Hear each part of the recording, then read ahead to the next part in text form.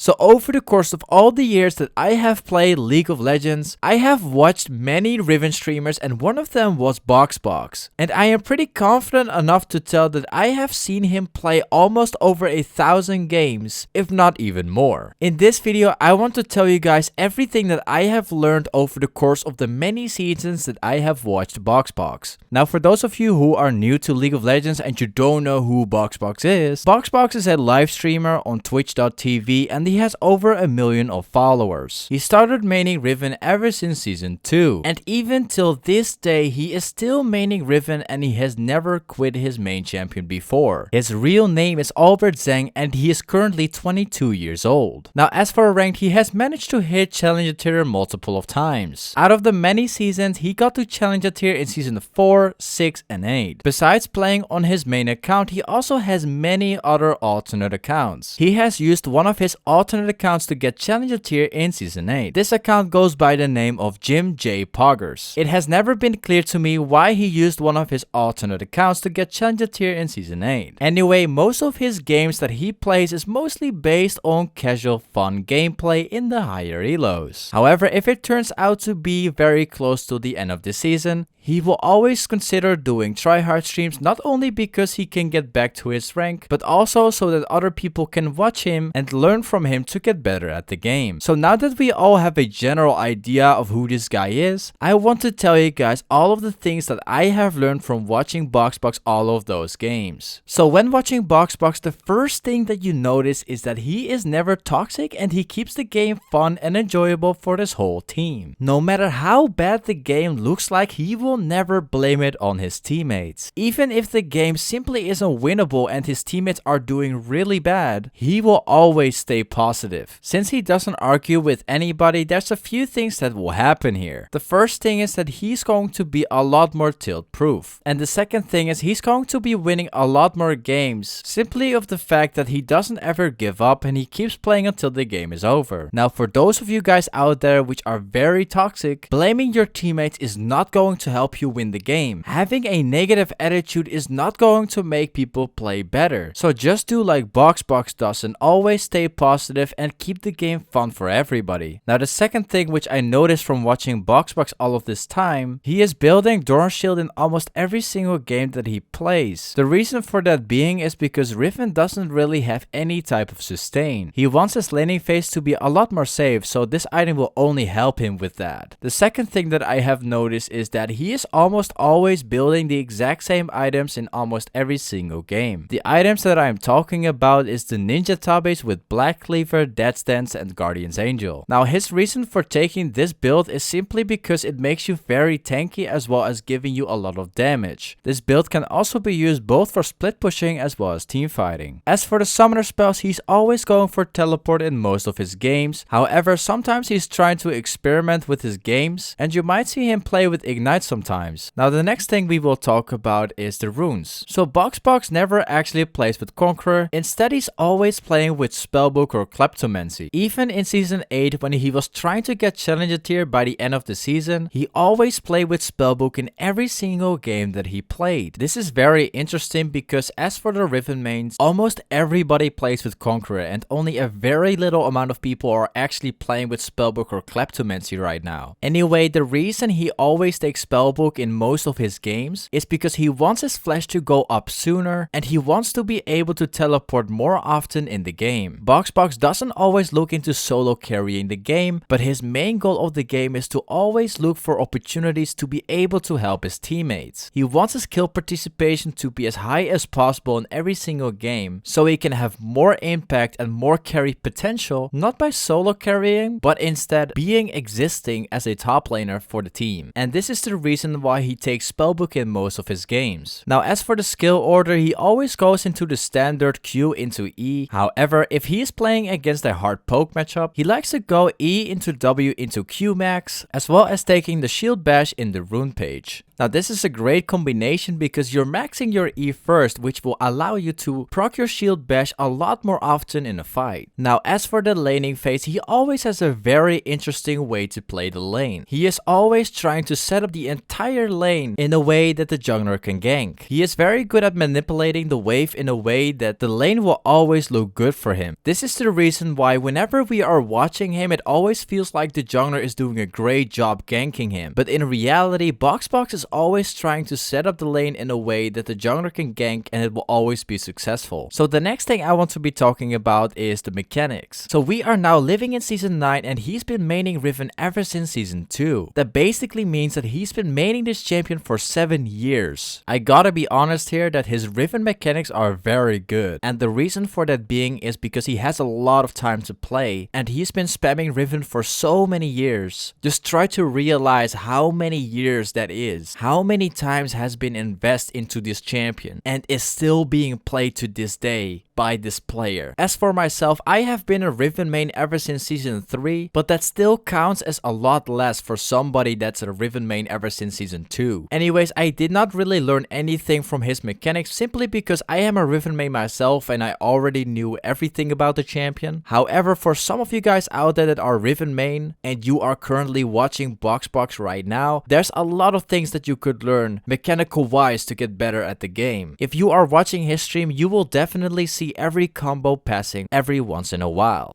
The next thing that I have noticed from watching all of his games is that BoxBox knows exactly his limits. He played the champion so many times, he knows exactly how much damage he can do or how much damage he can take. This is very good because this will allow him to see the opportunities to take down someone or win a fight. This is why I always tell people to one-trick a champion so you can get better at the game fast. Because if you are one-tricking a champion, you are progressing so much faster than if you would play like 10 champions. Now as for myself, I am a challenger Riven main, and if I don't get my champion, I won't be able to play on challenger level. I have never learned the game on other champions. The only champion I do play outside of Riven is Camille, but my most powerful pick for this game is Riven because I played so many Riven games. I have played Riven so many times, I know my own limits, and the same thing applies to BoxBox. When I watched his stream, he knew exactly the numbers, and that's what makes him a very good Riven main. BoxBox also said once before to his viewers that if you want to get better at the game, you have to one-trick a champion. Spend a lot of time into the champion and then get better. Anyway, the next thing I have always noticed when I watch him play is that he always keeps his flash not to escape, but always for the team fights. So Riven is a champion that's being very known for making very flashy plays. Riven can carry an entire team fight simply by hitting multiple enemies at the same time. Because of this reason, BoxBox is always keeping his flash not to escape but actually to use it in teamfights. If he had the choice to live but to use his flash, or to be able to use it in the next fight and carry, he would always take the second option. And to be honest, that's a very smart way of playing the game. Now obviously, if you have 1,000 gold above your head, you want to be flashing away and not actually give the 1,000 gold. However, in general, you always want to be keeping your flash. If you are using your flash to run away from somebody, you have to wait 300 seconds to get your flash back, and sometimes you won't be able to afford that, so always think about it carefully before you waste your flash to run away. Also, when you are still playing in the laning phase, you always want to use your flash to survive. However, if you're outside of your laning phase and the laning phase is done, I would always recommend saving it up. Now as for the last thing that I noticed from his stream, he plays a lot of games, and this gives him a head advantage over all of the other players. Now let me explain what I mean with this. So over the course of all the years, he's been streaming full time as his main job. That basically means that he has a ton of time to play, which means he has so much time he could play more than 1,000 games in a year with no trouble at all. Now imagine that BoxBox is playing a game against another player. BoxBox is a lot more warmed up than the other player simply because he has so much more time to play. So who do you think is a better player? The streamer which has over 1,000 games being played, or somebody that has played only 300 games and got to the same elo? Technically they both got the same elo, however BoxBox has so much more time to play, he's being warmed up so much more, and that gives him a big mass advantage over all of the other players. Anyways guys, I think I covered everything that you guys need to know what I have learned from watching him in all of those games. If you learned something new, don't forget to subscribe to the channel. Also, don't forget to like. If you got any questions, you can ask them down in the comments right below, guys. Thank you so much for watching my video, man. I'll see you guys in my next video. Peace.